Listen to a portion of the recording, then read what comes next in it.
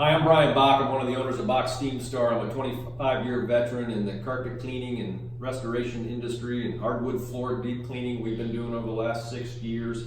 I'm joined here today with Tim McCool, who's been in town helping us with a project that we're looking at. And Tim's a 41-year veteran in the wood floor industry. He's been the technical director for the National Wood Flooring Association. Yes, I was. And he's a certified with the NWFA wood floor inspector. Correct. I mean, so this guy's a guru in everything wood floor. He's currently with MAPEI in a technical and sales Absolutely. role. Yep. And I wanted to ask this question that I get a lot from people as we're out there talking about deep cleaning systems on their wood floors is, man, how do I maintain my wood floors? And I've heard it all. Sure.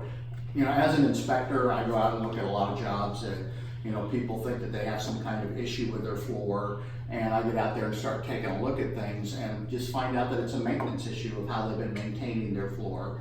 And, as an inspector, one of the things that we normally, try to get people to realize is if they have a manufactured pre-finished floor, all of those manufacturers have a recommendation of how they want their floors maintained. And it's always best to go ahead and find the products and the appropriate mops and handle it that way.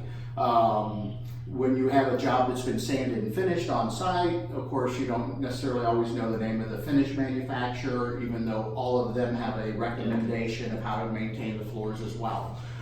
So are there some general guidelines that pretty much would fall into most floors? Because I'll be honest, most people don't know the floor they have. They don't know Correct. the finishes on it, even if it was pre-finished and they have the box in the basement. Sure. And the product, getting the products from that manufacturer and this and that. So what generally, if you can do that, should people do to maintain their wood floor?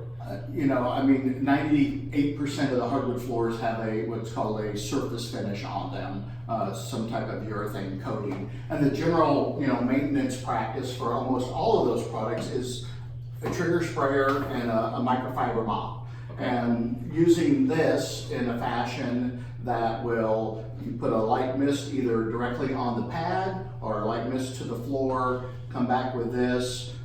This has a degreaser, will help cut grease and stuff off the floor. So not just straight water? Not just straight water, because Okay. sometimes that does, I have seen actually water spots happen on that kind of just cleaning. So we want something that's going to help evaporate off the floor. Right. That They have drying agents has in a there, drying right? agent in it, it's, Right. and something that will cut the grease. So those are, one of the biggest things. It's usually considered a neutral cleaner. Okay. So, being able to apply that in a fashion, Which we can get you one. yeah.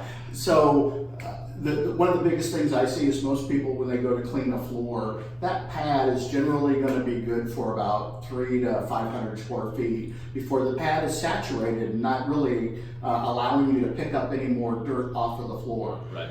So depending on the size of your home and how many square feet of hardwood flooring you have, you may need 2 or 3 or 5 or 10 pads depending on, the size of the home. Right. And those things are usually washable. Yeah, you can put them in the washing machine. You don't necessarily want to put them in the dryer, Okay. but just let them go ahead and air dry, and that will be a great system to maintain, like I said, about 98% of the floors that are out there on the market today. Do people most of the time use too much water on their floors to clean them? Yeah, I think one of the biggest things that has scared me as an inspector is that, a lot of folks are having housekeepers do their maintenance. And a lot of them like to use the WetJet style, something you're going to pull a trigger and it's going to spray product out on the floor. And people get trigger happy and they will tend to put a lot more cleaning product on the floor. And one of the problems I see is if you put a lot of product on the floor, but you don't get it off of the floor, you'll tend to, I hear it a lot, it's got a haze to it. Right, streaks. Right. Right, That's I could walk in it, after it dries and I see my footprints or shoe prints in it. Right. And the reason is because they've left all that cleaner on the floor to dry and not basically got it off of there. But Yeah, we don't know that cleaner, we don't know exactly how pure it is, what's in it. Correct. Does it have Absolutely. sticky surfactants in it and Sure. those type of things. So Right. a good product Right, yeah, so, goes yeah. a long way, so. Absolutely. So getting the cleaner on the floor, but getting it off the floor, I think, you know, how I do it at my house, I have one that I use for wet, and then I'll do, you know, a 3 or 4 foot stripe across the floor, and then as soon as I clean that, I come back with a drier mop head and try to get the majority of the cleaner off the floor, and I don't tend to get any haze or any kind of problems like that at all. So, not changing the mop head often enough gets it really wet, where the point you're just moving soil around at that point. Correct. I mean, Overly so saturated. you really don't need it. I know when we were talking before, I mean, it's really a light mist in about Absolutely. how many square feet at a time would you work? You know, generally down the length of the room, you know, I'll do a 3 or 4 foot span. Average room is 12 to 18 foot long, you know, and I might have 6 or 7 little spritz on the floor, and then I'll start, you know, moving the mop back and forth and cleaning that area up until it's dry. And generally that's plenty. Now, sometimes you're going to get into a situation around the kitchen, if you have the hardwood in the kitchen, around the stove, you know, you might have to work a little harder to get grease and things like that up. Sure. It might take a little more scrubbing, might take a little more cleaner to get that up. But the basic areas where you're just dealing with foot traffic, it doesn't take a whole lot of cleaner to get that Right. clean. So most neutral cleaners, do you need to rinse behind it?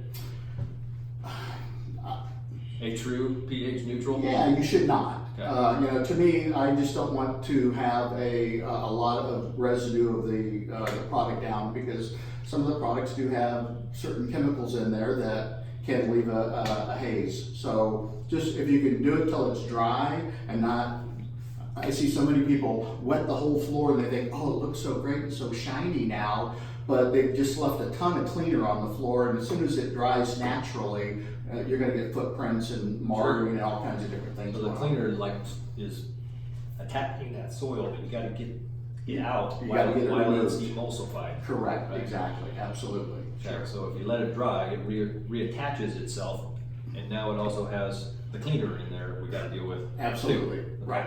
That Sure. makes sense. Yeah, I mean, it's probably one of the biggest problems I see out there is that the people just apply too much cleaner, try to wet the floor too much, Yeah, and then allow that's it why to you dry. like the little trigger sprayer. Yeah. Simple stuff, you can buy these, I think I saw them at one of the superstores for like Absolutely. 90 cents for Correct, one yeah. of those things. These things can be bought at any hardware store. Yeah, hardware store, exactly, big box store. Big box whatever, store right. like that. Absolutely. You know, ship You got it. to you probably, so. I guess one of the other concerns that we see out there are the steam mops. Oh, yes. Yeah, so steam mops are very concerning because you're dealing with a product that can absorb moisture.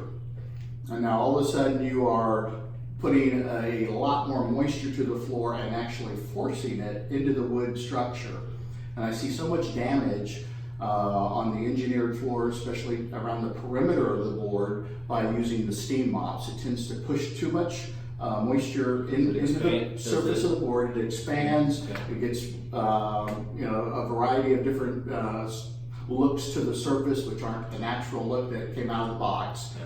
And all of a sudden somebody thinks that that's a manufacturing defect, and then, you know, we find out that they've been using a steam mop, and I don't know any wood floor manufacturer that recommends a steam mop. Yeah, right sometimes just clarifying on our system, you know, obviously we started out as Steam Star, kept the name, but when we're cleaning wood floors, people say, Right. you guys gonna steam my floors? No, we're not steam cleaning floors. Correct, right. And really the water temperatures are not heated in the processes, and Right. probably cool water would be better than Absolutely. really, really hot water. on Correct, no wood doubt about floor. it. Okay, Yes.